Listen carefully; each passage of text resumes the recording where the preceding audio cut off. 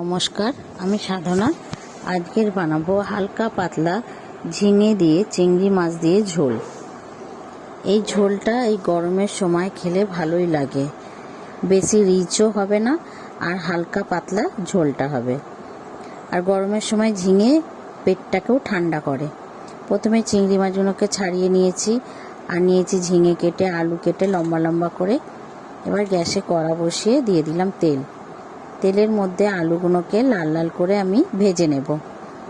আলুগুলোকে ভালোভাবে লাল লাল করে আমি ভেজে নেওয়ার জন্য একটু দিয়ে দিলাম নুন আর হলুদ। নুন আর হলুদটাকে দিয়ে আমি লাল লাল করে আলুগুলোকে ভেজে নেব। ভালো মতন আমি আলুগুলোকে লাল লাল করে ভেজে নিয়েছি। এবার আলুগুলোকে আমি তুলে নেব। আলুগুলোকে তুলে নিয়েছি। ওই তেলের মধ্যেই দিয়ে দেবো একটু গোটা জিরে ফোড়ন আর দিয়ে দিলাম একটা একটু বড় সাইজের পেঁয়াজ কুচি।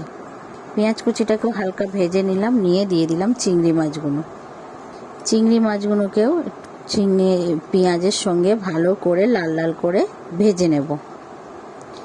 ঝিঙে আর চিংড়ি মাছটা ভালো করে আমি লাল লাল করে ভেজে নিয়েছি। এবার এর মধ্যে দিয়ে দেবো কিছু মশলা।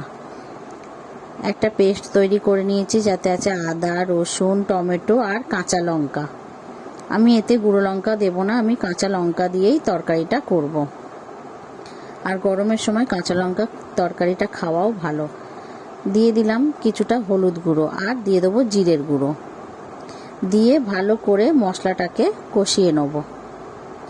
চিংড়ি মাছ দিয়ে মশলাটাকে ভালো করে আমি কষিয়ে নিচ্ছি।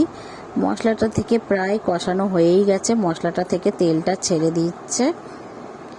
এবার এর মধ্যে দিয়ে দিতে হবে, ভালো মতন তেলটা ছেড়ে গেছে, এর মধ্যে এবার আমি ঝিঙেগুলোকে দিয়ে দেবো। ঝিঙেগুলোকে দিয়ে ভালো করে আমি নেড়ে চেড়ে নেব। মশলার সঙ্গে ভালো করে ঝিঙেটাকে আমি মিশিয়ে নিচ্ছি। মিশিয়ে নিয়ে দিয়ে দেবো স্বাদ মতন লবণ। লবণটাকে দিয়েও আমি ভালো করে ঝিঙের সঙ্গে মিশিয়ে নেব। আর এবার আমি 4 থেকে 5 মিনিটের জন্য চাপা দিয়ে দিলাম। চাপা খুলে দেখবেন জল উঠে গেছে অনেকটা। এই ঝিঙের জলেই তরকারিটা ভালো মতন সেদ্ধ হয়ে যাবে। আলুটাকেও আমি দিয়ে দিলাম। আলুটাকে দিয়েও আমি নেড়ে চেড়ে নেবো ভালো করে।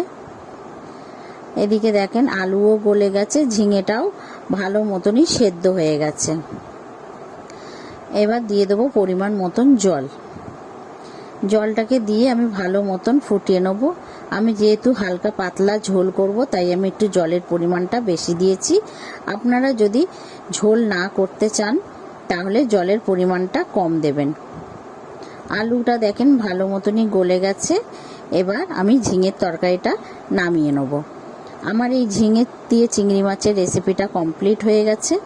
আপনাদের যদি এই রেসিপিটা ভালো লেগে থাকে তাহলে একটা লাইক, কমেন্ট, শেয়ার করে দেবেন।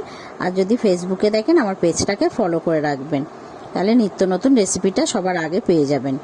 একবার হলেও এই ঝিঙের ঝোলটা বানিয়ে খেয়ে দেখবেন।